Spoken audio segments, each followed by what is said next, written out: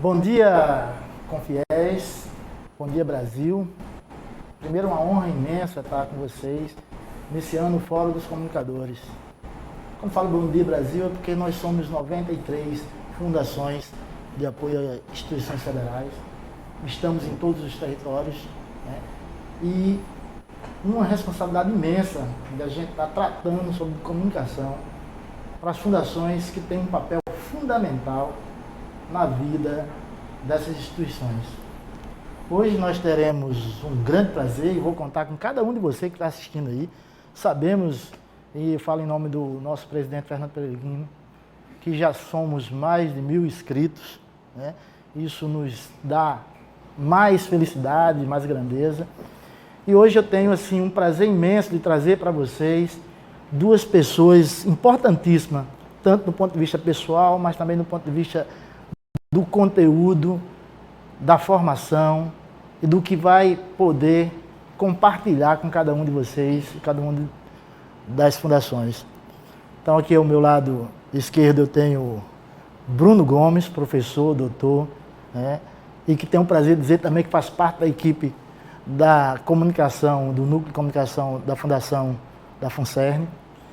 Ao meu lado direito, um querido amigo, professor, inclusive fui aluno dele, professor Tiago Garcia, também um expert nessa área de comunicação.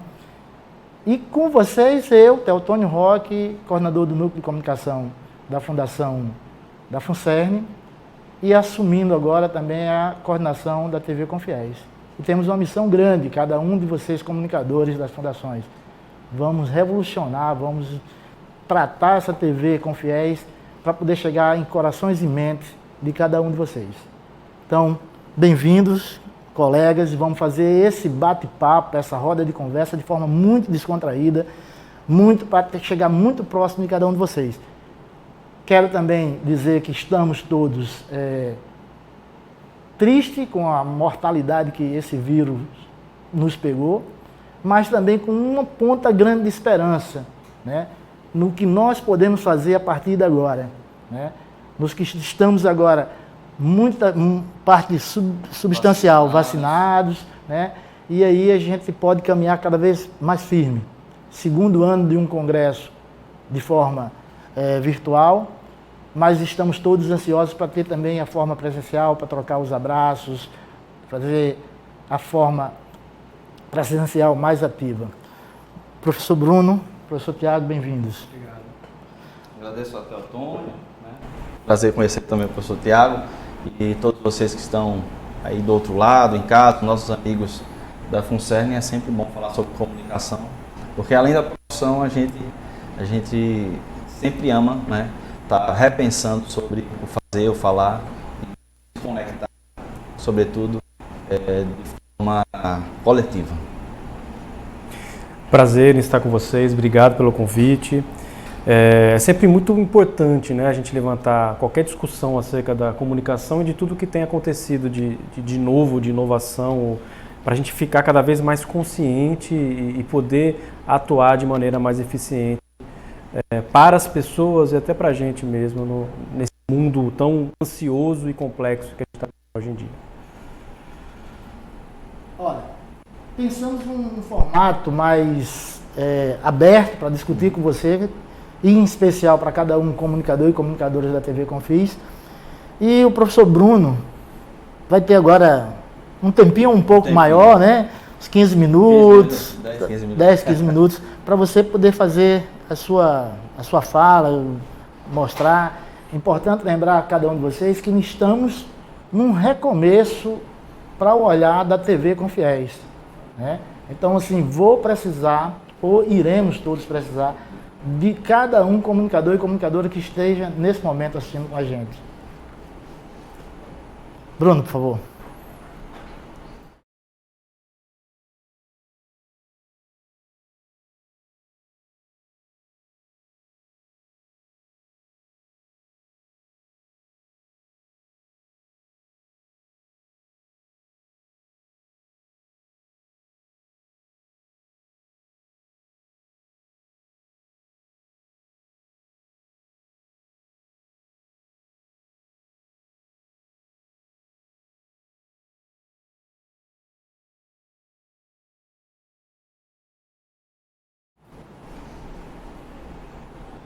Pode.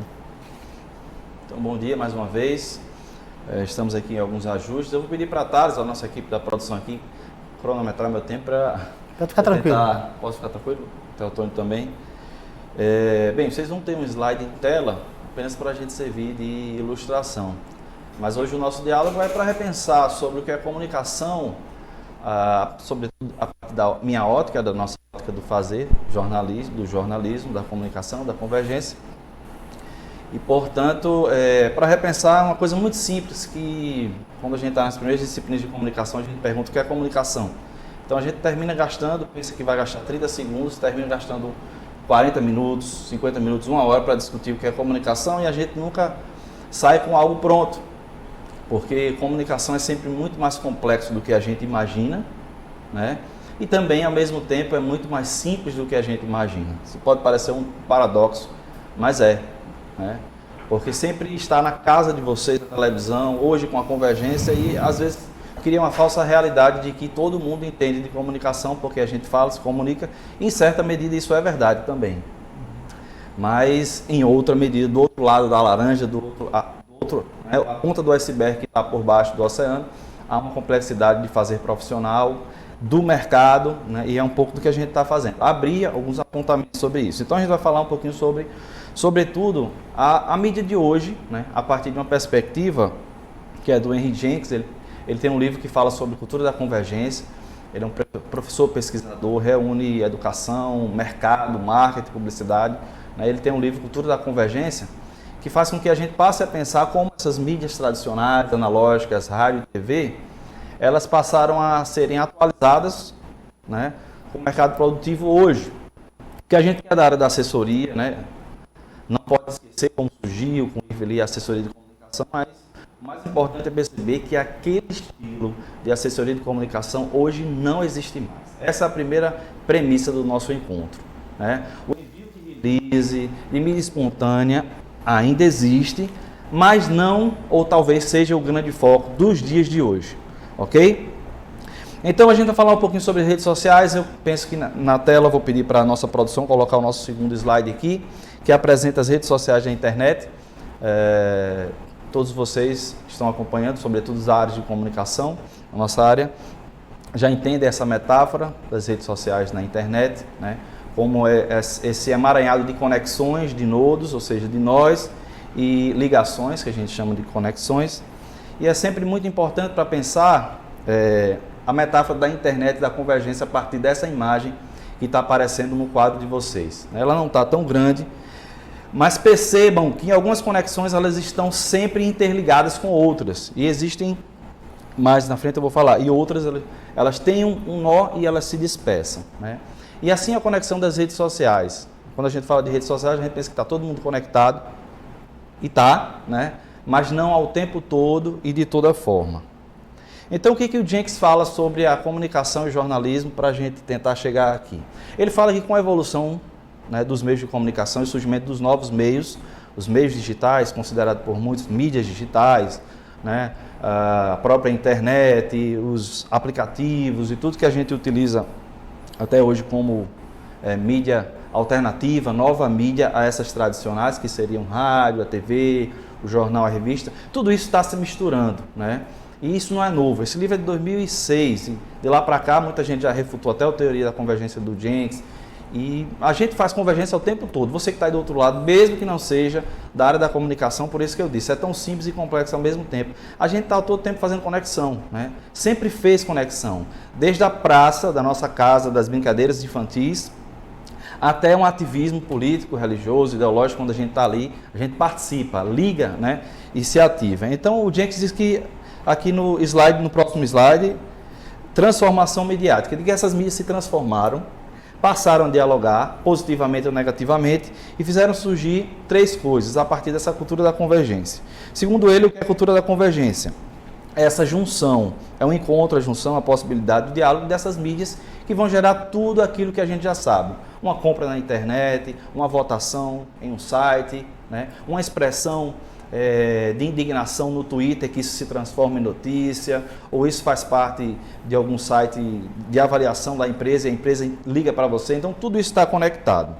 Então essa cultura da convergência fez surgir 3 coisas importantes para pensar, e é sobre isso que a gente já vai no próximo slide, que o Jenkins fala, 3 coisas importantíssimas que fizeram e precisa para que todos nós pensem e repensem o fazer da comunicação institucional, corporativa, qualquer que seja o serviço que a gente preste hoje perante as mídias. Que foi o primeiro tópico, o próximo slide, que fala da cultura da convergência em 3 pilares. O primeiro tópico é a convergência dos meios de comunicação, né? E é isso que eu estou falando. É um caminho sem volta. Aquela pergunta de que quem vai sobreviver, se vai sobreviver, é uma coisa até meio demodê. Não é isso que a gente está falando. A gente tem que pensar hoje como a gente produz informação via Twitter, via talvez TikTok, YouTube e por aí vai, né? Como as instituições devem dialogar com o público que está do outro lado, gerenciar a sua marca. A gente vai ter a fala do professor Tiago, que eu acho que vai complementar muito bem essa questão. Como é que a gente vai dialogar com quem está do outro lado, vender a nossa imagem, vender o nosso serviço a partir de toda essa mídia. Então fez surgir a convergência dos meios de comunicação. Por consequência, deu para quem está do outro lado, né, a possibilidade de falar para... Antigamente um anúncio de... Hoje em dia, se você for para um anúncio, talvez, pedi até Tiago para me corrigir, mas a última vez que eu vi um anúncio 30 segundos, 15 segundos em um jornal nacional era questão de R$1 milhão, né? 900 mil, alguma coisa assim. Então hoje, você com a internet, você tem lugar de fala. Então, gente diz isso, essa cultura participativa nos deu lugar de fala. Isso é perigoso, mas é importante também, porque democratizou a fala e o espaço da mídia, o espaço público, o espaço digital. E, por consequência, criou a inteligência coletiva. O Jenkins dialoga com o Pierre Levy, que é um autor também bastante interessante, que fala sobre digital e tal. Então, tudo isso para pensar o quê? E que a gente não pode, enquanto comunicador, jornalista, primeiro, estar fechado com a nossa formação. Os setores de comunicação precisam dialogar com o marketing, com a publicidade, com relações públicas, com rádio, TV e internet, com audiovisual, com cinema, porque tudo isso está dentro do processo comunicativo. Não sei se vocês estão do outro lado, já ouviram falar sobre consumo estésico, né? Aí quando a gente fala de consumo estésico, a gente lembra daquela propaganda da Viva, bem clichê, né? Mas o que é consumo estésico? Como a publicidade se utiliza de histórias que vão fazer com que você do outro lado também possa navegar, né? E se pertencer, se divertir com histórias, né? Isso é muito importante. Então, são alternativas que, para as instituições formais, digamos assim, que não anunciam muito no mundo publicitário, no mundo do marketing, mas ainda estão paradas com aquele envio de notícias para os jornais, podem passar a repensar, porque a ciência está fazendo isso. Transdisciplinaridade, complexidade, e a gente no mercado não pode estar diferente, não pode ficar parado na nossa área apenas da comunicação. O que isso pode gerar? Não sei se vocês já ouviram falar também, depois no segundo momento a gente pode falar de outras coisas, outros assuntos interessantes, mas vejam como essa cultura participativa é interessante. No próximo slide vocês vão ver uma coisa que aconteceu em 2001, né, de um designer brasileiro, Dino Inácio. Ele fez após o acidente das torres, né, ele soltou pela internet uma arte com Beto do Vila Sésamo, não sei se vocês conhecem, eu acho que já deve estar aparecendo aí, não está, produção? Uma imagem, essa produção, ele fez uma imagem do Beto e botou o Bin Laden do lado. Gente, entender a complexidade das relações, das conexões, dos nós, da nossa ação, da nossa comunicação na internet é muito maior. Por isso que eu falei que é muito simples e complexo ao mesmo tempo.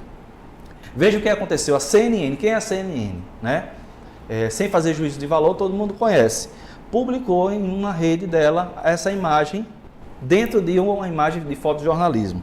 Está aí para vocês, né? Não sei se dá para ver, mas no canto inferior direito tem essa arte que foi do Inácio, né? Ele fez aqui no Brasil e a CNN no fotojornalismo. Isso foi bater aonde? Do outro lado do mundo, alguém imprimiu um cartaz, um banner, e isso saiu no site. Então isso é mundo conectado, isso é convergência midiática, isso é voz que todos devemos ter e todos devemos lançar a mão para a nossa produção jornalística.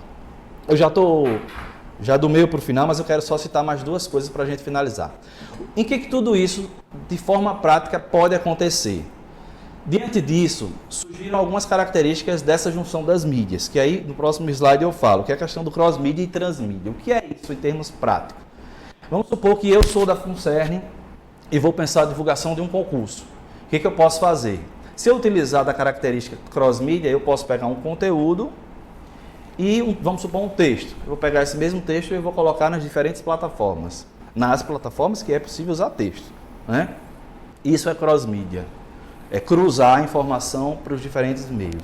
Mas o mais importante que o Jenkins fala também, e eu acho que o que a gente deve se utilizar é a questão da transmídia. O que é a transmídia?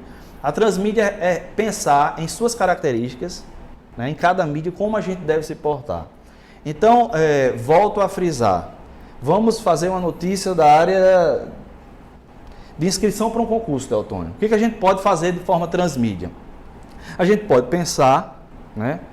Pode passar o slide para a gente pensar a partir desse próximo fluxo que eu penso. A gente pode pensar como distribuir essa informação nos seus diferentes meios. Como distribuir essa... Para o Twitter eu tenho a característica do Twitter. Para o YouTube eu posso fazer um vídeo. A gente aqui, já fazendo a propaganda, nós fazemos o videocast. Se você não... Já estou fazendo um merchan aqui. Se você ainda não assistiu pelo YouTube ou pelo Spotify, você pode ouvir também. Tem essa característica. A gente pode pensar em como o conteúdo pode ir para o Instagram. Mais curto. Talvez um canal de corte.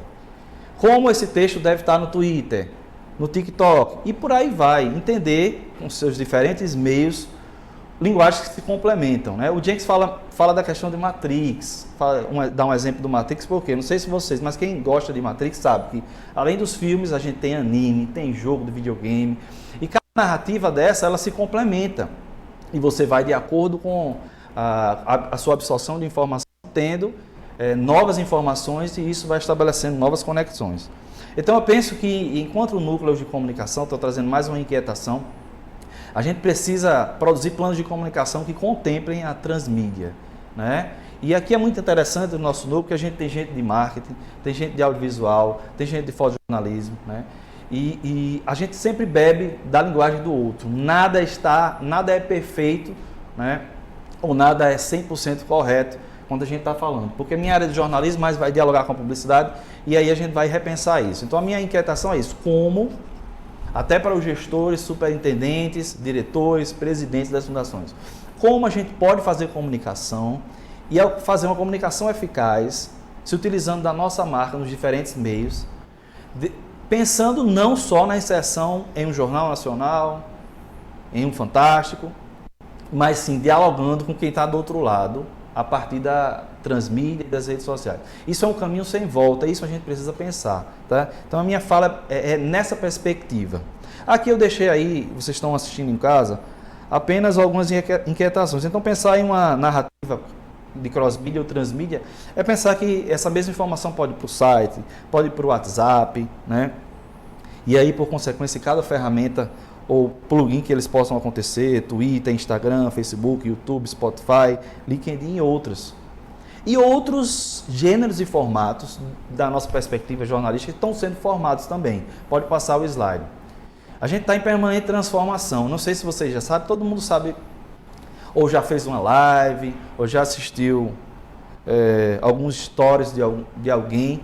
Então, essa convergência midiática e uso das redes sociais fez surgir, inclusive, né, a produção de notícia via stories, que a gente chama de web stories. É um gênero jornalístico que está sendo discutido, planejado, e muitas mídias já estão, inclusive, utilizando, né, um formato jornalístico que você vai passando.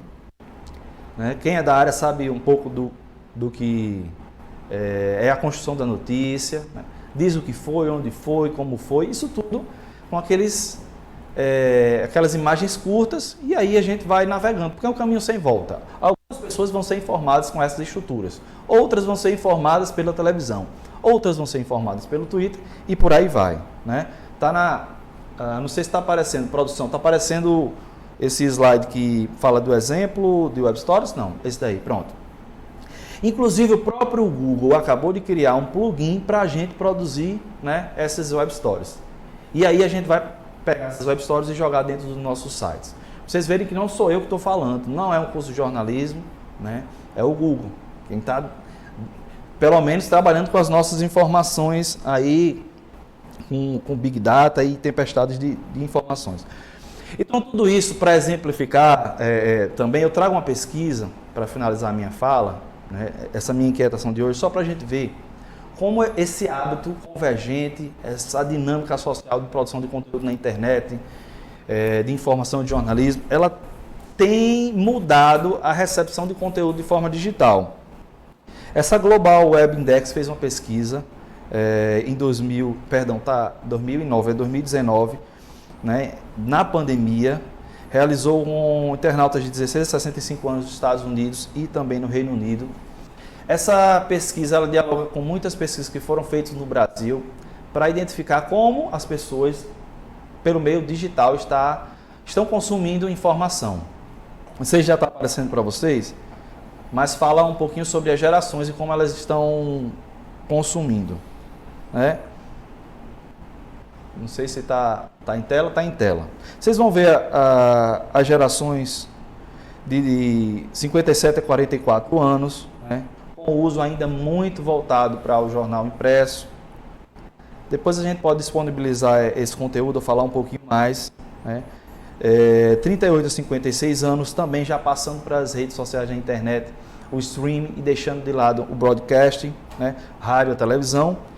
Em resumo, uma grande parte desses consumidores estão consumindo 51% já diante de videogames, jornal impresso, rádio e tantas outras mídias digitais ou analógicas. A gente está no caminho sem volta para a produção de vídeos online, em qualquer que seja a plataforma, YouTube, Instagram, TikTok, o que for. Então é uma coisa que para a parte da produção de notícia, para o jornalismo, para quem está produzindo conteúdo digital, é um caminho sem volta. Ou a gente dialoga com essas pessoas, porque a gente sabe que há uma forte decisão, né? E exatamente é isso que é a convergência. Quem está do outro lado participa do conteúdo e quem está em cima também participa. Ou a gente vai ficar aqui na produção de notícia. E tudo isso resume a esse próximo slide que eu finalizo a minha fala. Próximo slide. Né? Acho que está aparecendo um slide que volta para aquela primeira imagem do sistema, do nodo, dos nós, do universo das redes sociais. A gente pode repensar essa minha inquietação às redes sociais de vários níveis. E essa própria metáfora de entender redes sociais pode ser os nossos setores de comunicação, Teotônio. A gente pode pensar na parte central ali, as redes sociais de uma maneira mais centralizada, onde as nossas decisões, elas atingem apenas um ponto e ali eles se firmam. Isso acontece nas redes sociais também. A gente pode pensar uma gestão da informação de uma maneira mais concentrada, ou a gente pode pensar que são 3 imagens ali que eu coloquei para vocês que estão em casa, de uma forma distribuída. Pensar a nossa imagem institucional, a produção de conteúdo nas redes sociais, o diálogo com o rádio, TV e internet também. Talvez seja mais interessante pensar nesse terceiro tópico aqui, que é a descentralizada, que mesmo descentralizada não deixa de lançar a mão para todas as pessoas que estão interligadas ao nosso processo comunicativo. Então, agradeço mais uma vez a minha fala e eu acho que é isso, a gente precisa sempre repensar, e a minha fala é isso, tentar pensar o nosso cenário e as possibilidades atuais da comunicação. Ok, Bruno, obrigado. Bruno traz para a gente alguns números e eu queria, falando para 93 fundações, dizer que nós administramos só nesse ano 20 mil projetos e o quanto, né, é importante a gente comunicar, dizer o que está sendo feito. Então, cada um que está assistindo agora vai perceber que, quando se trabalha com dinheiro de pesquisa, com dinheiro governamental, com outras, você precisa ter uma prestação de conta do ponto de vista financeiro.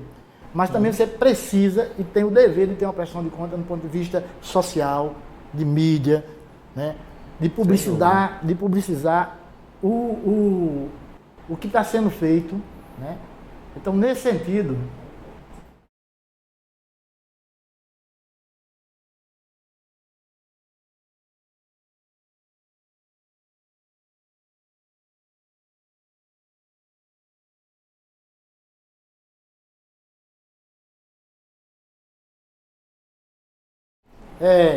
só para passar a palavra agora para o nosso professor Tiago Garcia, deixar claro a importância de que a gente tem um papel fundamental para com a sociedade de publicizar os fazeres das fundações. E dentro desse papel fundamental está a comunicação. Então é necessário a gente ter uma comunicação mais eficaz, mais eficiente, né, mais proativa. E nesse sentido a gente quer construir uma rede de comunicadores junto com todos vocês, né, Brasil inteiro, e a gente tem um potencial incrível, tanto de gente com talento como de assuntos, né, de obrigações. Professor Tiago, bem-vindo, muito obrigado por estar aqui. Sei que é um dia especial, agradeço de coração. Obrigado. A palavra é sua. Obrigado, Antônio. A fala de Bruno muito relevante nesse sentido do entendimento do transmídia, né? Eu venho de um contexto bem interessante onde eu me formei em jornalismo e passei muito cedo a atuar em publicidade. Então, no primeiro semestre de faculdade eu já tinha entrado dentro de uma televisão para trabalhar no setor de marketing e a publicidade já era um sonho. Desde criança eu brincava de fazer publicidade e eu consegui juntar nesse tempo algumas inquietações das duas áreas, do jornalismo e da publicidade. Eu costumo falar hoje em dia para os meus alunos em sala de aula o quanto é fundamental a leitura de Jenkins, principalmente cultura da convergência, cultura da conexão também, mas cultura da convergência, onde lá atrás, em 2006, 2007, ele já apontava para tantas coisas e tantas tendências que hoje a gente está vivendo de maneira muito intensa. Né? E na minha trajetória profissional, trabalhando com marcas, trabalhando com publicidade e mais adiante trabalhando com branding, que é a gestão de marcas, eu consegui juntar muitas das falas do Jenkins e de Pierre Levy, de tantos outros teóricos que olhavam para esse mundo, até então lá atrás, um mundo novo, digital, e também inquieto retirei algumas coisas importantes para estruturar um modo, uma maneira, uma linguagem para se trabalhar com a comunicação mais atualmente. Eu costumo tratar hoje como um mundo pós-digital. Primeiro contexto que eu sempre fortaleço muito hoje para todo mundo, seja em sala de aula, seja com quem eu vou trabalhar. Não podemos mais tratar o digital como algo extraordinário. O digital é ordinário. Nós estamos conectados, não tem mais volta. Nós temos já algumas gerações que nasceram, né, os nativos digitais, que para eles isso é mais do que natural. Já há uma memória, inclusive, né, para essas crianças que já nascem, sobre como lidar com esse mundo de hoje. Então, eu costumo dizer que esse mundo pós-digital, antes de tudo, ele precisa ser entendido, né? Porque a gente foi obrigado, a gente foi empurrado, nós fomos empurrados em algum momento no digital. Toma aí, experimenta, tá aí a internet, agora se vira. Acho que a nossa geração, quem está na casa dos 30 e poucos anos, 40, viveu muito isso, né? A gente não sabia, simplesmente não sabia. Eu lembro que em 99, quando eu entrei na universidade, era justamente quando ali estava Matrix, sendo lançado primeiro filme de Matrix, e a gente começou a viver essa coisa do que era o viral, do que era as partes da narrativa que o Jenkins falou mais adiante, né? De o Matrix, um fã transformar Matrix numa série, ele por si só o fã, os blogs começarem a falar, né? E daqui a pouco a gente tinha um emaranhado de redes de informação sobre um assunto, mas que não necessariamente foi pensado pelos criadores, e sim numa inteligência mais coletiva. E a gente experimentou muito tudo isso, mas hoje, 2021, principalmente agora, durante esse ano muito intenso, esses quase 2 anos muito intenso de pandemia, a gente tem muita consistência já de entendimento do que está acontecendo, do que é o pós-digital. Quando eu levo isso para a minha especialidade, que é o branding, que é para falar com marcas, para marcas, eu sempre costumo dizer o seguinte, aí puxando até muita coisa da teoria do Jenkins. Antes de tudo, existe uma narrativa. Eu acho que todos nós aqui, empresas ou não, precisamos ter uma história organizada, a nossa história. Eu acho que, tanto que quando eu proponho metodologias de organização de marcas, de brand, eu falo muito assim, se olhe para dentro primeiro, se organize, se entenda, proponha o que a gente costuma chamar de posicionamento, organize o seu posicionamento e agora vá contar suas histórias. O ir contar as suas histórias significa você respeitar essa multiplicidade de canais e as peculiaridades de cada um. Então, não necessariamente eu vou contar a história do mesmo jeito em todos os canais. Eu acho que esse tem sido o grande ponto de inflexão, a grande importância hoje que muitas marcas ainda não entenderam. O que a gente ainda vê, o que predomina, é a réplica, né? Você replica a mesma mensagem do mesmo jeito nos meios sem respeitar. Eu costumo usar um exemplo muito clássico do meu universo publicitário, que é aquela marca que pega um filme, ela investe num filme publicitário e de repente ela retira a locução daquele filme e joga no rádio. Então você está vendo o filme, a mesma locução está no rádio. E de repente ela pega uma frase do filme e ela faz um outdoor. E aquele mesmo outdoor ele é só adaptado o formato para uma postagem na rede social. De repente, quando você olha no conjunto, você tem a mesma coisa, não respeitando a linguagem de onde essas coisas estão, né? Isso perde força e perde principalmente para nós consumidores, perde o encanto. Nós não aceitamos mais, as pessoas não aceitam mais não serem encantadas. A gente precisa ser encantado hoje, a gente precisa conversar com alguém. E aí, onde entra eu acho que aí vem um entendimento muito importante que está acontecendo, estamos vivendo isso, que é o entendimento das marcas e suas boas narrativas, muito bem organizadas e muito bem contadas. Então, todas as marcas para as quais a gente costuma olhar, apontar e falar, olha, essa marca é incrível, eu sou fã dessa marca, a marca está no topo do seu segmento, é a líder no seu segmento, são marcas que trabalham muito bem esse entendimento, né? Fazem muito bem esse entendimento de contar uma história, respeitar a peculiaridade dos meios onde ela distribui essa história. E vejam que interessante, no fim a gente está falando do transmídia, no fim a gente está falando do cross, mas principalmente do transmídia, no sentido de eu tenho um todo separado em partes onde as pessoas não só consomem, mas também contribuem, que é o que Jenkins, né, fala que era o mais importante para que o transmídia acontecesse. Não era só você consumir, era você consumir e contribuir. Então, quando a gente pega hoje um meme, quando a gente pega hoje um trecho de alguma coisa que as pessoas recortam, ressignificam e jogam na rede, isso é um transmídia.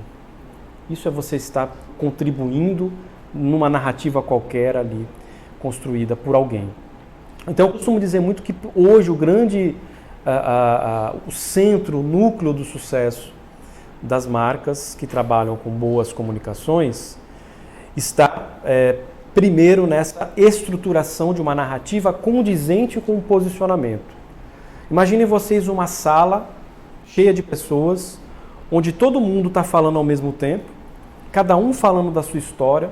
Alguns estão mentindo, estão inventando histórias, outros estão falando histórias verdadeiras. Só que todo mundo falando ao mesmo tempo, no mesmo volume, e você está tentando entender alguma coisa, você não vai entender. Você pode pescar uma coisa ali, outra ali. O digital, né, o mundo digital, primeiro nos empurrou para um ambiente muito parecido com esse. Está todo mundo falando ao mesmo tempo, todo mundo querendo que você tenha atenção. Todo mundo falando as mesmas coisas, né? Que é aquela coisa de você pegar uma tendência. Eu preciso usar essa tendência. E às vezes não tem nada a ver com a sua essência, não tem nada a ver com o seu jeito de ser, mas você vai fazer. E no final ninguém fala nada, no final ninguém entende nada.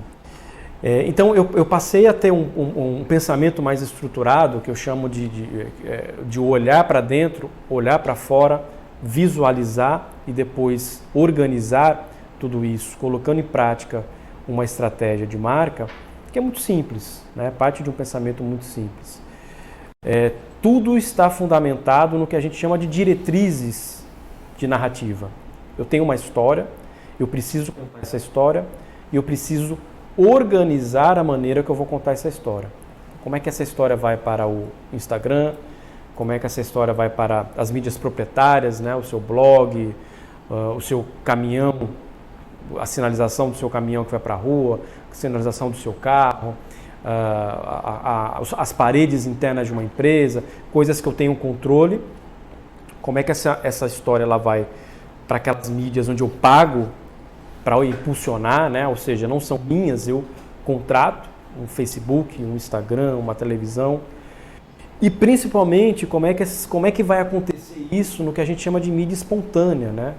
Aquilo que vão falar de você a partir dessa interseção dessas duas coisas, do que você está pagando e do que você está controlando. Então, no final, a gente tem aí uma interseção de 3 grupos de mídias hoje que as marcas precisam entender e prestar muita atenção, que são as mídias proprietárias, as mídias pagas e tudo aquilo que é mídia espontânea, que se gera, que você, de certa forma, não tem controle.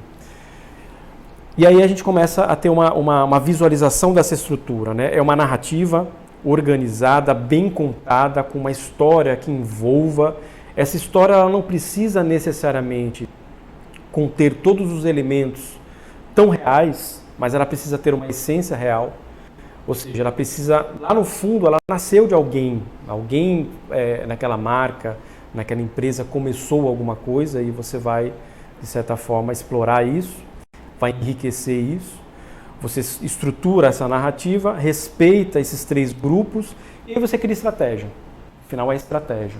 Estratégia monitorada, aprendida, vem uma curva de aprendizagem, você melhora, você afere números de audiência, você refaz e aí você vai controlando isso dentro de um conjunto de diretrizes que a sua marca vai ter ali. O branding é isso.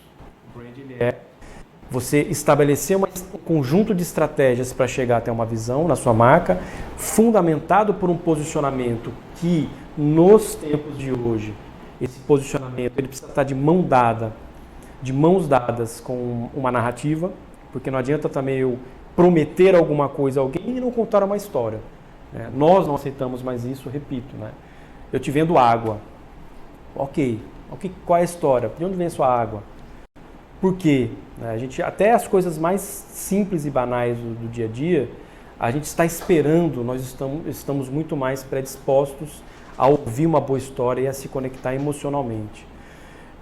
Então, o posicionamento ele caminha muito bem, precisa caminhar muito bem de mãos dadas com uma boa narrativa e a sua estratégia é justamente entender esses meios que o seu público-alvo consome e, respeitando a peculiaridade deles, você explorar isso muito bem. Parece um pensamento, quando a gente fala, ele de certa forma, para ser simples, eu não gosto também de pegar o branding e jogar lá para cima, assim como se faz muito com inovação hoje, né? Uma coisa inalcançável, né? A inovação está lá no Vale do Silício, a inovação está aqui dentro, tá com a gente.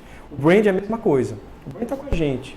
Cada vez que você precisa se vender, cada vez que você precisa contar uma história sua, você já está fazendo uma gestão da sua marca, você já está fazendo um branding pessoal. Então ele deve ser simples.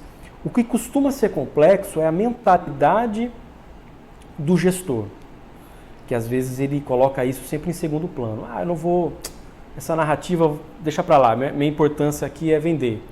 Estou preocupado mais com o meu caixa, o meu lucro, como é que eu vou pagar as contas no final. E ele vai deixando, chega uma hora que você não tem consistência, que é algo que a gente fala muito, que é muito importante hoje no meio da gestão de marcas.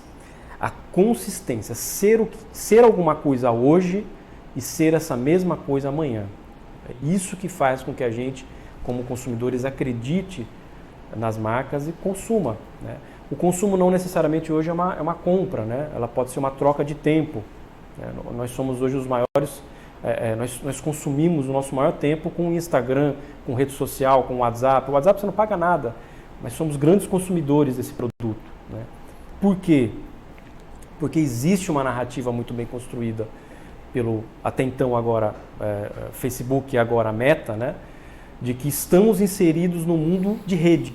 Né? Então ele tem ali, ele divide, né? A rede do dia a dia, que é o WhatsApp, a rede das imagens, da sua vida feliz, do seu ego ali no Instagram, e as discussões e as comunidades ali no Facebook. Ele soube entender muito bem e construir uma narrativa de certa forma e pegou todo mundo.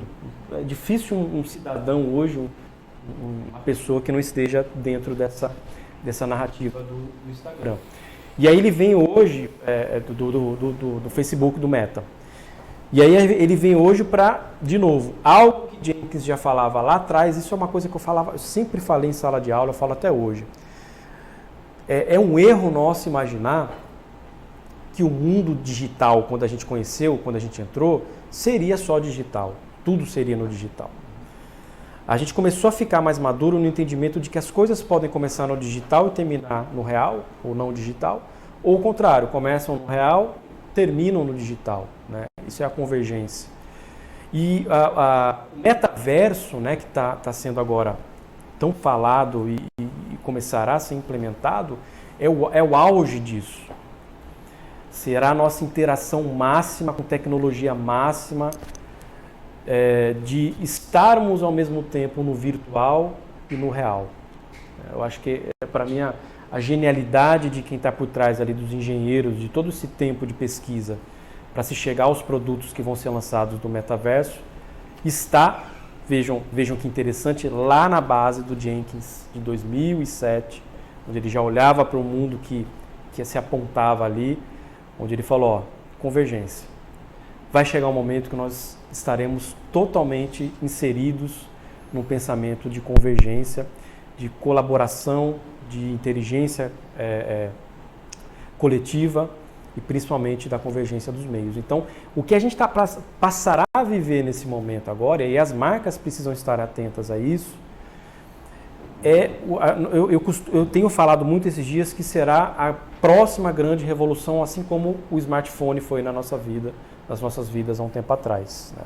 A forma que a gente vai interagir. Então, possivelmente o próximo evento aqui daqui 5 anos, os próximos eventos, possivelmente a gente vai estar aqui conversando com uma plateia totalmente virtual, mas com uma qualidade incrível, interagindo sem a necessidade de estarmos todos no mesmo ambiente, mas com um nível de realidade muito grande, né?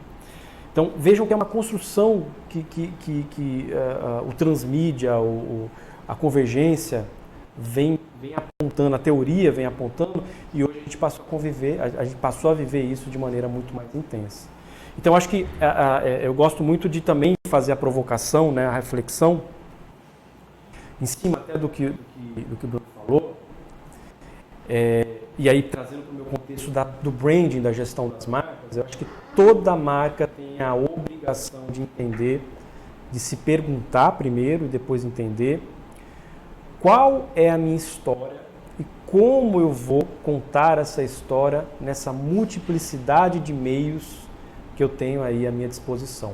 Não necessariamente copiando os outros, não necessariamente usando apenas uma tendência de maneira vazia, mas usando a minha essência, entendendo o meu posicionamento, declarando o meu posicionamento, explorando o máximo de uma consistência para que as pessoas acreditem. Marca é uma promessa. Esses dias eu ouvi uma frase brilhante que marca é uma promessa que se renova todas as manhãs. Até uma padaria, um pão que a gente compra todo dia, se eu não acredito no dia seguinte que eu vou comprar, eu já não compro mais. Uma água, a mesma coisa, um carro, qualquer bem ou serviço nos promete alguma coisa e essa promessa ela é renovada a cada dia. E isso está mais difícil, porque tem muita gente prometendo, tem muita gente contando boas histórias. Então a minha reflexão, a minha provocação, acho que para todos que querem empreender, que já estão empreendendo, que têm seus negócios, que trabalham para algum negócio, seja num nível gerencial, de gestão, ou até mesmo como participante ali, como colaborador, qual é a história desse lugar que eu estou? Como é que essa história ela é explorada? Como é que ela é contada? Eu sou parte dela, como é que eu contribuo para essa história? E aí a gente começa a entender a partir dessa reflexão, dessa pergunta, o que eu chamo de estruturação branding, né? Qual é a diretriz? O que é que me orienta aqui dentro dessa empresa? O que é que a minha empresa orienta para que as pessoas participem dessa narrativa?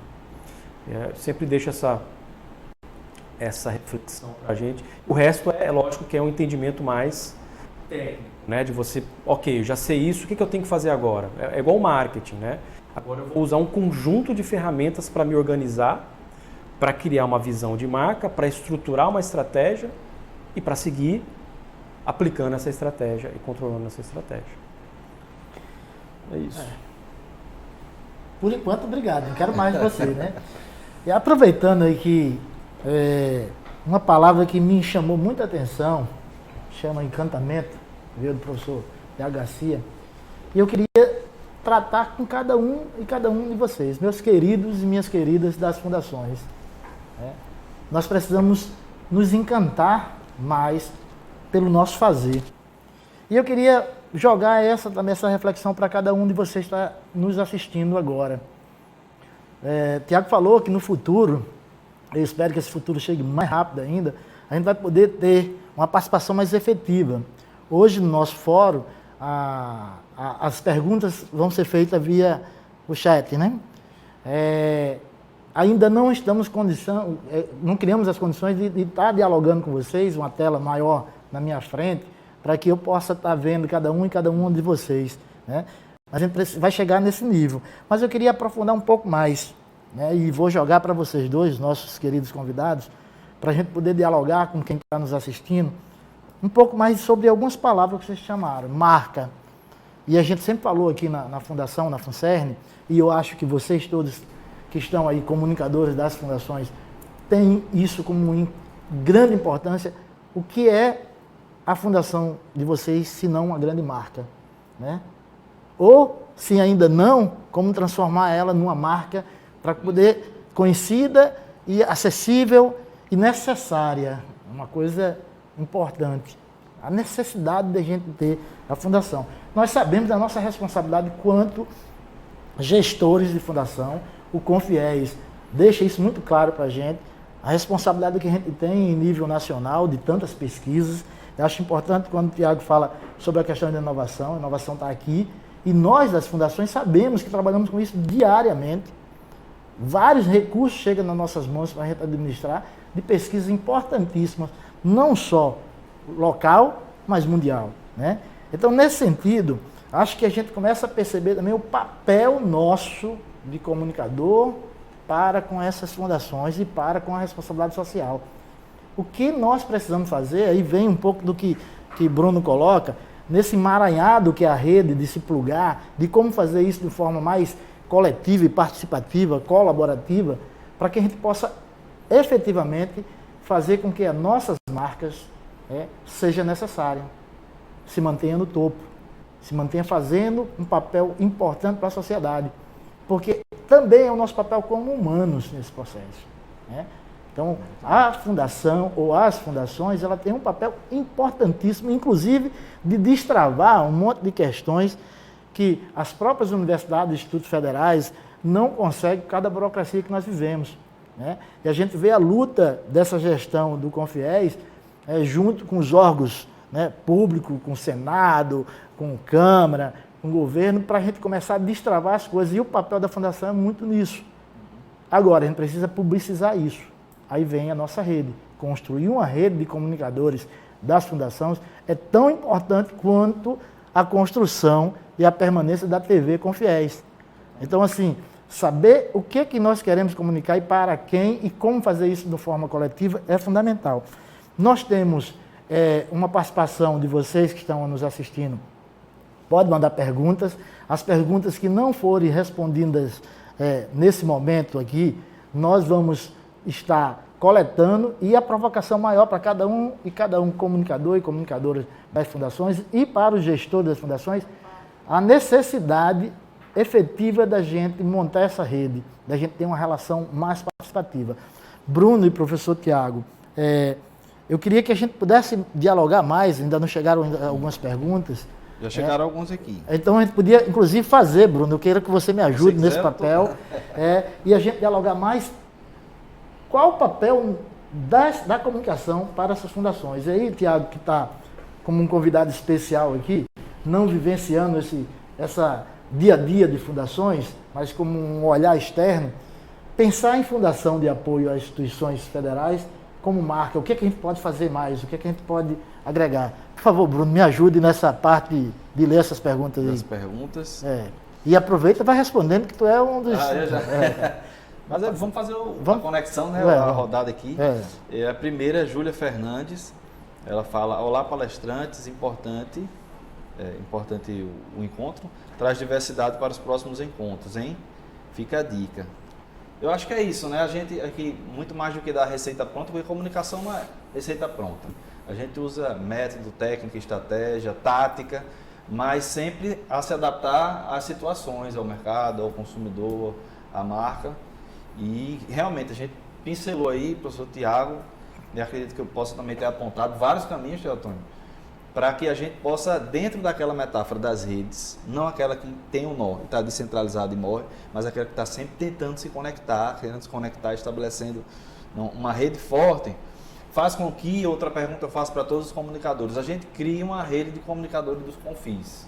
A gente estabeleça de forma forte um diálogo semestral, né, encontros virtuais, para que a gente possa ter a TV e as redes sociais dialogando. Quem sabe, um exemplo prático, eu nem estou falando de transmídia, eu estou falando uma questão cross-mídia mesmo. Se a gente cria um card, professor Tiago, de uma campanha, e consegue o mesmo card, 91 fundações do Brasil todo, no mesmo dia e horário, a repercussão dessa mensagem é diferente do que só o Instagram do Confis publicar em um momento, né? E ainda mais com novas funcionalidades. Hoje o Instagram possibilita que você coloque o parceiro, né?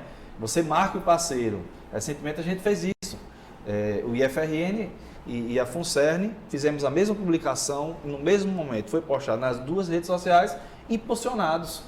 O que está curtindo lá, o pessoal que está curtindo na rede deles, entra na nossa rede.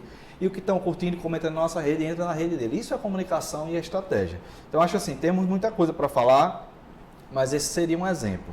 Vou voltar só à pergunta, porque já falei bastante. Então, Júlia Fernandes falou: olá palestrante, e falou da diversidade de temas que podem ser explorados em outros encontros também.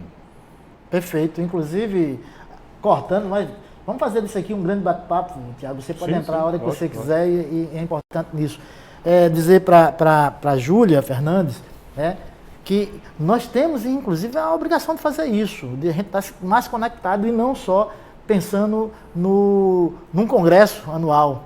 Esse papel da rede, ela precisa ser perene, né? Tiago, por favor. Eu sempre falo o seguinte sobre marca. A marca, a gente tem uma percepção, a gente é condicionado a ter uma percepção errada do que é a marca. Marca, a gente considera muito aquela coisa de algo que eu compro de uma marca. Né? Comprar um produto ou um serviço de uma marca, essa percepção, a gente cresce com isso. Eu nunca esqueço que a primeira palavra, por incrível que pareça, que a minha filha falou, foi Petrobras. Petrobras, porque a minha a avó dela trabalha. Pois é, a avó dela trabalhava na Petrobras. E ela primeiro ela falava onde a vovó trabalha. Ela viu um BR do posto, onde a vovó trabalhava, onde a vovó trabalhava. Então a gente cresce com esse universo das marcas, né? As marcas de brinquedos, os jogos, e a gente acaba consolidando esse pensamento. Mas eu gosto de ampliar um pouquinho. Marca, na verdade, e fica até mais simples de entender, é uma percepção. Perceber algo de alguma maneira. É o que nos marca. Quando eu percebo algo bem, eu vou ficar bem marcado, né? Essa coisa fica bem marcada para mim.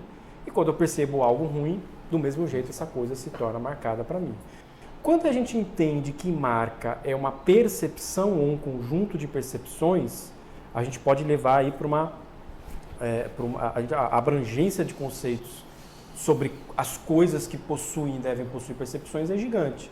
Uma pessoa tem uma percepção, precisa ser percebida, um produto, uma caneca, uma organização, uma fundação. Então, quando a gente leva para esse entendimento da percepção, começa a ficar um pouco mais fácil. E aí eu vou para outro ponto que complementa esse raciocínio, que é o seguinte: mesmo que seja uma percepção que é algo intangível, né, que é algo subjetivo, não material, a percepção você não pega. Mas ainda assim eu preciso ter documentado um conjunto de diretrizes que vão ajudar as pessoas a perceberem melhor essa marca. Então, qualquer tipo de organização precisa parar, discutir e organizar quais são as suas diretrizes de marca. Em todos os sentidos. Como é que a minha marca aparece numa caneca? Como é que uma pessoa atende um telefone? Como é que o meu conteúdo, por padrão, vai ter linguagem? E eu começo a ampliar essas diretrizes a ponto que eu ganho identidade. Então as pessoas vão falar, isso aqui É da FUNSERN. Agora eu estou enxergando o que é a FUNSERN. Essa repetição organizada vai criar uma identidade e aí a gente monitora isso. Essas diretrizes elas precisam ter um acompanhamento de que as pessoas estejam seguindo. Mas aí vem uma coisa bem mágica que eu gosto muito que acontece. Quando você organiza essas diretrizes e faz com que elas sejam aplicadas de maneira onde as pessoas se sintam bem aplicando essas diretrizes, você chega num momento que vai estar todo mundo querendo fazer parte dessa organização e, naturalmente, ela se torna um colaborador, embaixador dessa organização, dessa marca. É assim que nasce o Harvard, é assim que nasce o MIT, né, que são aquelas organizações educacionais que transcendem ali as suas regiões e são faladas no mundo inteiro.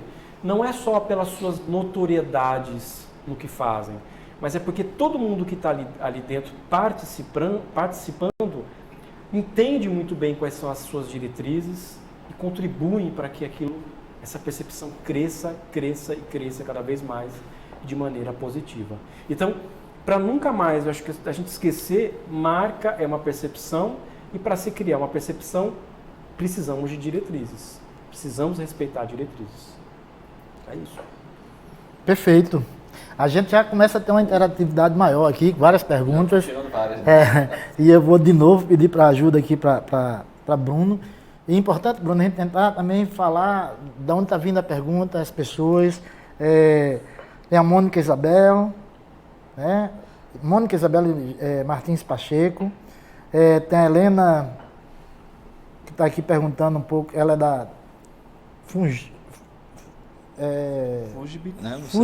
acho que é assim, fala. A Ivana Barreto, vamos tentar.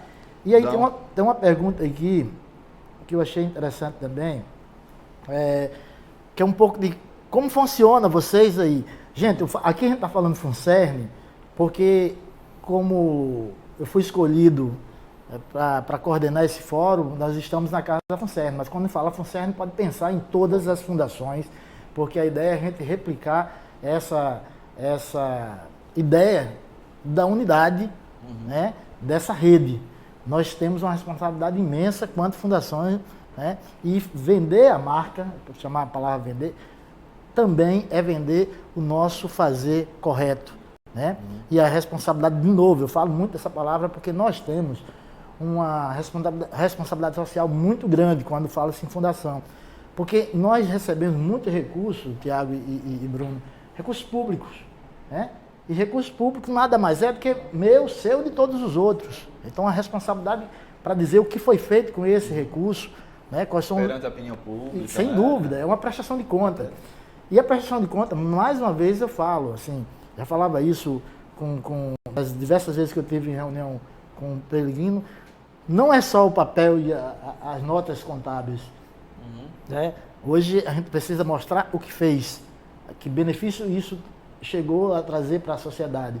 Então, nesse sentido, eu vejo, assim, a revolução que o Tiago fala, eu vejo na necessidade também da gente revolucionar quanto rede. Eu vejo um potencial, não sei se vocês todos da comunicação que estão aí do outro lado percebem isso, mas quando o Bruno fala, se a gente pensar um card, uma notícia, e a gente publicar nas 93 fundações, o impacto nacional disso é enorme, né? Mas também eu vejo a possibilidade da gente distribuir conhecimento, compartilhar conhecimento entre os comunicadores, né? Porque eu vou estar aprendendo com vocês todos, vocês vão estar aprendendo com expertise de nossa e de outros. Fortalece a rede toda, né? Fortalece a rede. Eu acho que a gente tem como missão, vou chamar ainda esperançoso, pós-pandêmico, né, pós-pandemia, essa missão da gente construir efetivamente uma rede, né? É lógico que os comunicadores, eles não são fixos, não são eternos, mas a ideia da comunicação coletiva, colaborativa, essa sim pode ser permeada e ser fixa. Então a gente precisa se ajudar mais como comunicadores e criar encontros nossos, formação nossa, aí respondendo um pouco da pergunta de como é feita uma equipe, né? Aqui na fundação era uma equipe, né? E a gente começou a mudar isso para equipe. E a nossa intenção, e aí eu tenho certeza que o presidente do Confiéis, o Fernando Perolino, tem esse objetivo também, é que a gente possa compartilhar conhecimento, dar formação, receber formação e a gente ser mais eficiente e eficaz nas nossas comunicações, quanto fundação e quanto conselho. Isso. Por favor. Mariana Conrado, da Fundep. Aqui estamos em um projeto da nova marca, metodologia exclusiva, realizado 100% internamente. Ano que vem podemos compartilhar. Então, não, uma pergunta ou uma informação é bom a gente levantar também e trazer esses informes e notícias, porque isso também nos deixa feliz que outros núcleos, outros setores de comunicação estão pensando. Acho que foi a Monique que fez essa pergunta de como é composto o setor de comunicação de vocês e como seria o ideal. Acho que é uma pergunta aí, né, porque vai depender muito do gestor. Posso fazer aqui a pergunta? Pode fazer. Como seria o ideal pensando um gestor, Tiago, um departamento de comunicação? E aí eu faço a segunda pergunta. Só um jornalista dá conta? Pois é, inclusive isso é uma discussão que vem sendo debatida, né, levantada muito no âmbito da gestão de negócios. Quem é essa figura? Né? Qual é o perfil desse gestor hoje para cuidar de um departamento de comunicação, um departamento de marca? Eu costumo dizer que pode ser qualquer pessoa com qualquer formação. Agora, as habilidades, né, o que a gente chama de skills, elas precisam ser um conjunto que englobe uma visão macro. Então, eu preciso entender muito de processos relacionados à comunicação. Dos processos mais básicos, o que é a comunicação, como é que ela funciona, aos processos um pouco mais complexos, os ferramentais, os metodológicos. Quando eu falo que pode ser qualquer pessoa, eu conheço gente que é formada em biologia, que trabalhou fazendo gestão de equipe criativa. Não tem problema.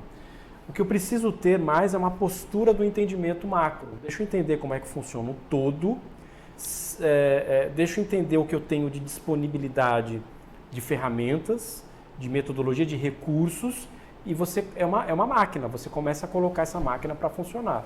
Né? Então, sim, pode ser um jornalista, mas esse jornalista alguns requisitos vão ser exigidos dele, né? E principalmente requisitos ligados a processo. Hoje, qualquer empresa que você procure, que você vai procurar uma colocação, ela vai exigir de você um entendimento de processo. Seja o processo que ela já tem, que você vai se encaixar, ou seja um processo novo que você pode propor. Mas o entendimento de processo é extremamente importante hoje para a gestão. Tá? Então, qualquer pessoa de qualquer área pode estar à frente, né, num nível gerencial ou de gestão, desde que ela tenha essa visão mais macro daquilo que ela está se propondo a fazer a gestão. Perfeito. A Helena fez uma pergunta aqui também. Ibiapina, bom dia. Creio que é fundamental para a solidificação das questões ligadas à comunicação e marketing que seja usada uma linguagem clara e objetiva que contemple ainda os não iniciados. As referências em inglês devem ser adequadamente definidas e eu acho que é contextualizado que ela falou. Né? Realmente, na nossa área de comunicação, às vezes a gente se utiliza de alguma expressão, que é um caminho sem volta também no mercado, e talvez possa passar despercebido em um momento ou outro, sobretudo que a gente tem pessoas que não são da área da comunicação. Isso. Sobre isso, eu também tenho participado de muitas conversas sobre o que há hoje é um excesso de utilização de termos que podem até então, alguns deles, serem transformados em termos em português, por exemplo. Mas existem outros que não tem como, porque numa tradução direta, eles não fazem sentido. Então, quando eu falo, por exemplo, o branding é um termo que, se eu falar gestão de marcas, eu até consigo criar um sentido, né? Mas, por exemplo, marketing. Marketing é uma palavra em inglês. E é difícil você traduzir o marketing, porque é como se fosse mercadando, né? É a ação de você criar mercado, ação no mercado. Não existe uma tradução direta. Então, alguns termos a gente consegue, a gente até evita esse excesso, mas outros realmente a gente não consegue. deixar claro também para quem está nos assistindo, que a gente foi criando um formato de diálogo e os nossos palestrantes iniciais viraram aqui, nesse formato, um bate-papo, uma mesa, sim. E a gente foi compartilhando, ou seja, eu como mediador podia estar lendo todas as perguntas, mas eu já passei aqui para Bruno, porque ele é mais ágil nisso. Mas o mais importante é dar parabéns e agradecer a quem está nos assistindo, porque esse é o pontapé, é uma semente que a gente está lançando. A gente precisa, a partir daí, regar essa semente para a gente construir efetivamente a nossa rede de comunicadores. E a gente pode criar, aí Bruno, que vai estar ligado mais direto aqui, a gente pode estar resolvendo algumas questões, inclusive técnicas, no primeiro momento, com essa rede, com esse grupo, com essa malha que a gente vai pontuando para a construção de uma rede maior. Além do que, pretensão nossa, buscar formação mesmo, pensar em encontros de formação, em capacitação. A gente tem a possibilidade de fazer isso de forma híbrida, a gente tem a possibilidade de fazer isso de forma totalmente virtual e a gente também vai ter a possibilidade de fazer isso presencialmente. A gente pensar cursos nas áreas diversas, né, do audiovisual, da questão da fotografia, da questão do rádio. E a gente fazer isso, a gente tem um Brasil imenso, mas se a gente dividir isso por regiões, a gente tem a possibilidade, e aí falo agora mais direto, para os gestores, quando eu falo gestores, superintendente, presidente, quem está à frente das fundações, pensar que é necessário fazer esse investimento. Não é gasto, é investimento em comunicação para que a sua fundação, a sua marca, dê um melhor resultado para você que está na gestão e para a sociedade. Então, assim, é um desafio, mas é um desafio bom, gostoso, e que a gente precisa assumir, vestir essa camisa e a gente criar para o próximo ano um cronograma de oficinas, de capacitação, então, de encontro. Talvez um pouco até mais robusto, digamos assim, né? Isso. Possa ter mesas para falar sobre cada assunto, porque a demanda deve ser heterogênea, com certeza. Cada fundação tem o seu setor de comunicação. Uma tem mais de uma pessoa, outra tem possivelmente só um estagiário e por aí vai. Cada um vai ter também o caminho que a gente julga ser correto neste momento, né? O caminho ideal nunca tem. Eu acho que a Ivana Alves Barreto, ela não disse qual é a fundação, mas eu vou passar a bola aqui para o professor Tiago, da área. Eu acho que talvez vou perguntar o que é e aí depois como poderia se aplicar. Vou adaptar a pergunta dela, mas ela fala assim, como trabalhar o storytelling em humanização de marca de uma fundação? Então, o que seria storytelling e alguma possibilidade de resposta para isso? Ótimo. O storytelling nada mais é que você, de maneira metodológica, contar uma boa história. O storytelling, a gente costuma dizer que a base do storytelling é a base do ser humano. Desde que o homem precisou pintar as paredes da caverna para repassar o conhecimento para os outros ali, contando o que acontecia naquela região, evoluindo para uma conversa ao redor de uma fogueira, evoluindo para a descoberta da prensa, onde a gente começou a imprimir e repassar o conhecimento, e isso foi ficando cada vez mais sofisticado. Então, eu costumo dizer que o auge do storytelling hoje é aquela ideia de que a gente passa grande parte das nossas vidas sentado ou deitados assistindo uma série, uma novela, um filme. Olha que ponto chegamos, né? Antigamente se vendia colchão dizendo que compre bom colchão que você passa um terço da sua vida dormindo.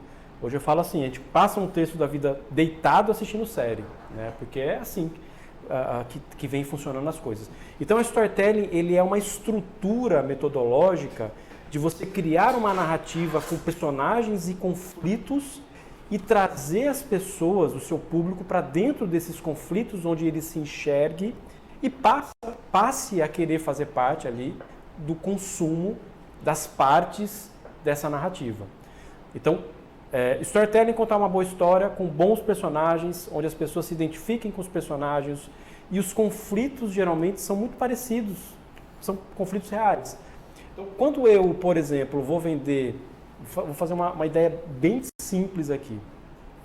Quando eu vou vender um carro para uma família, dizendo, esse carro, ele é feito para você que acabou de ter um filho, e eu retrato toda a história, né, daquela família conquistando ali o crescimento, o filho nascendo, o audiovisual pode ajudar isso, eu faço essa historinha, eu estou fazendo storytelling. A pessoa se enxerga, ela fala, eu quero esse carro porque eu estou ali, eu estou dentro dessa história, eu sou um personagem dessa história.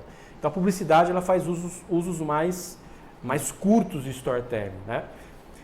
E eu acho que todo mundo pode aplicar e deve aplicar o storytelling quando você tem como objetivo uma comunicação mais humana, uma comunicação mais de empatia. Você entende as dores das pessoas e você propõe ali uma solução e você usa metodologicamente uma história para que as pessoas mais rapidamente entendam como é que essa solução é boa para elas. E até, deixa eu só para terminar. Quer dizer, eu vou fazer até uma inquietação. Quando você começou a sua fala hoje, você passou a falar do seu início e como é que é a comunicação. Quer dizer, terminou utilizando storytelling também, né? Isso. Até uma apresentação. Sai natural, sai interessante. Até uma apresentação. O storytelling ele tem um uso amplo, né? Você pode usar storytelling no slides, numa sequência de slides. Você pode usar storytelling numa palestra, né?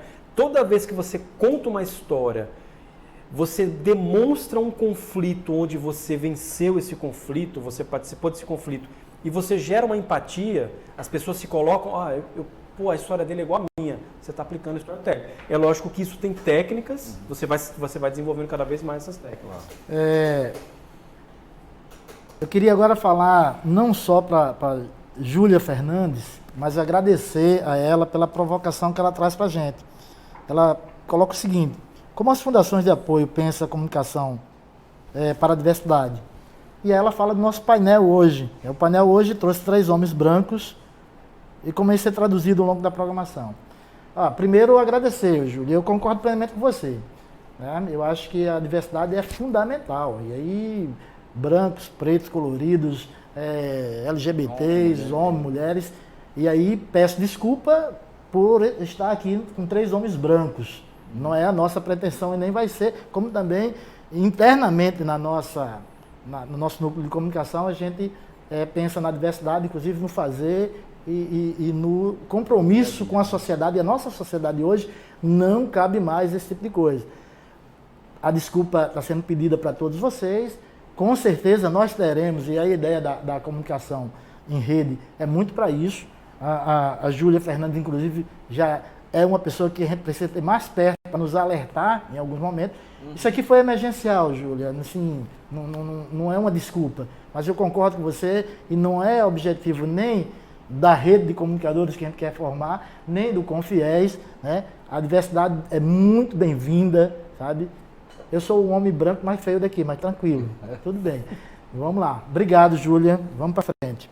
Mário Arthur também, né? Não sei se você está aí com a de Mário. Não. Como tornar acessíveis as ferramentas de transmídia de uma fundação? Se o acesso à internet em algumas regiões onde as próprias fundações atuam ainda é deficitário. Eu acho que...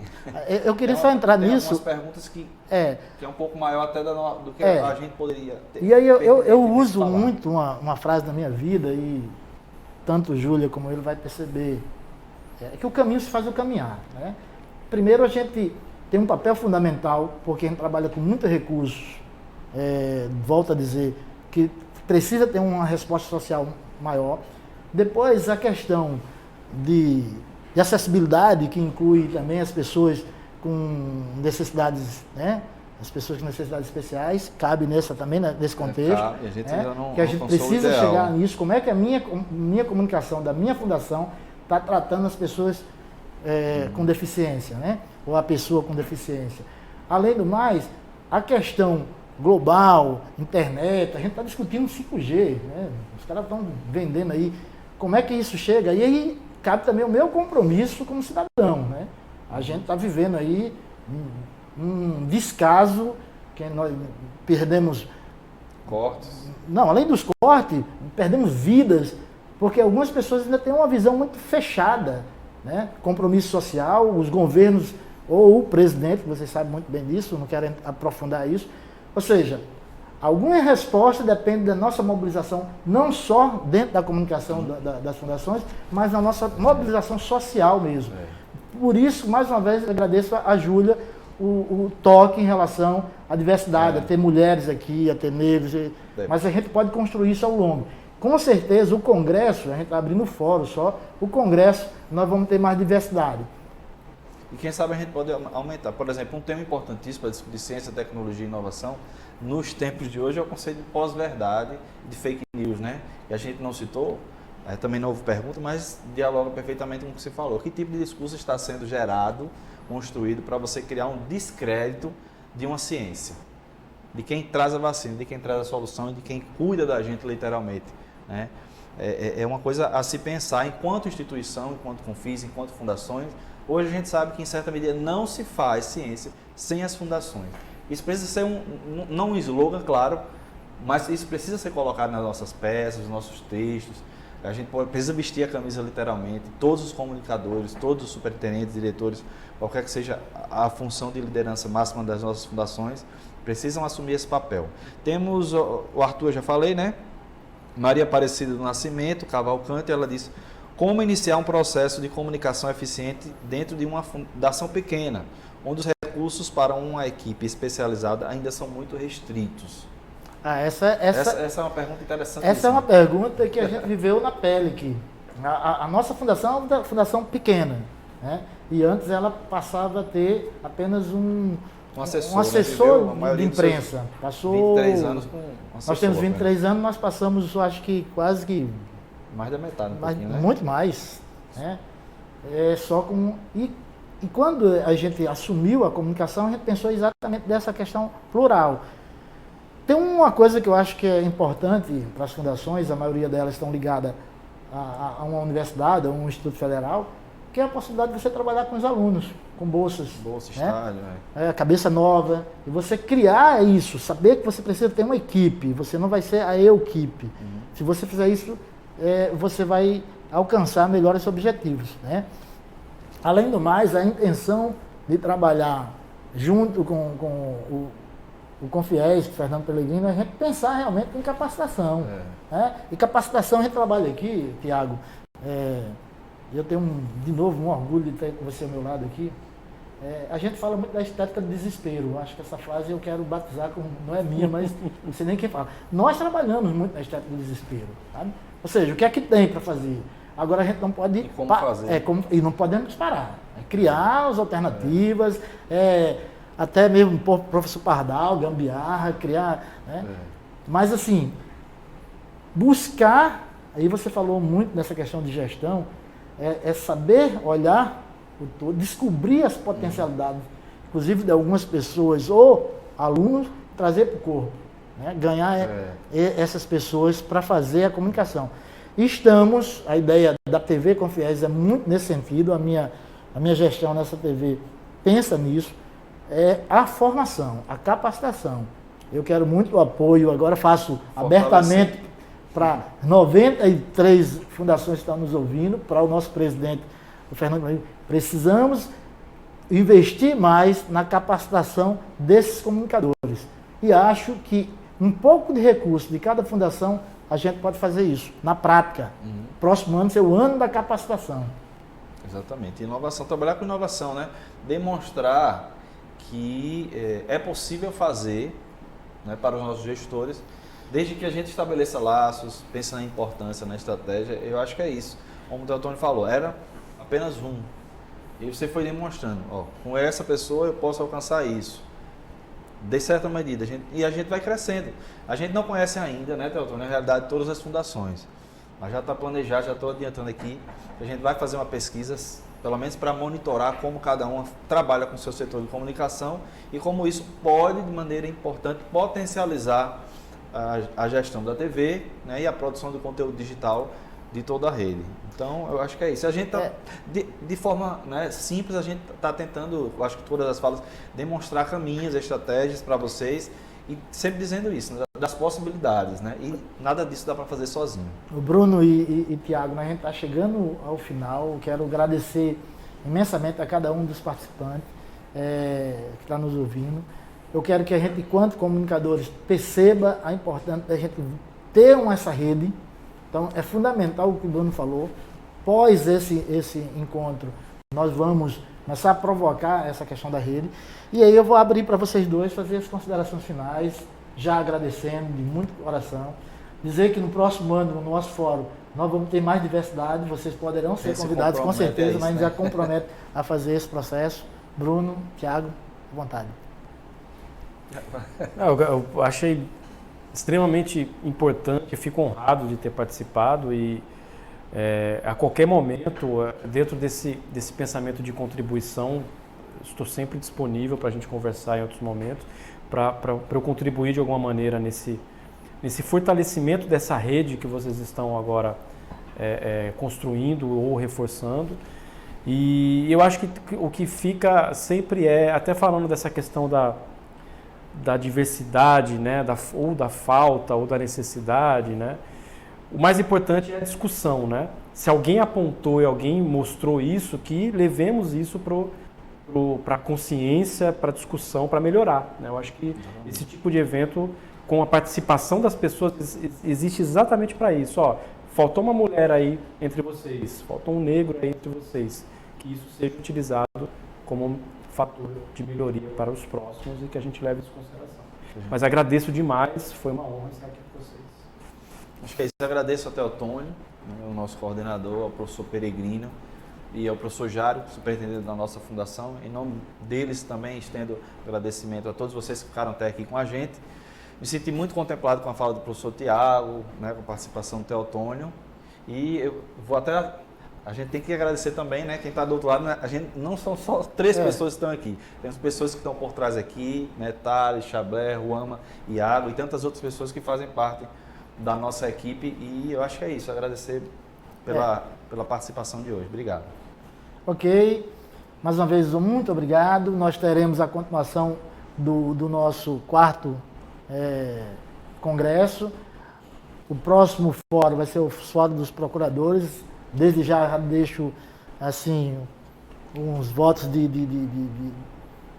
louvor para quem vai conduzir esse processo, para Cleito, para o outro procurador que eu não recordo agora o nome, mas meu abraço, boa sorte e até o próximo. Espero que como o ano que vem seja um ano de formação, também de encontros presenciais. Muito obrigado, até o próximo.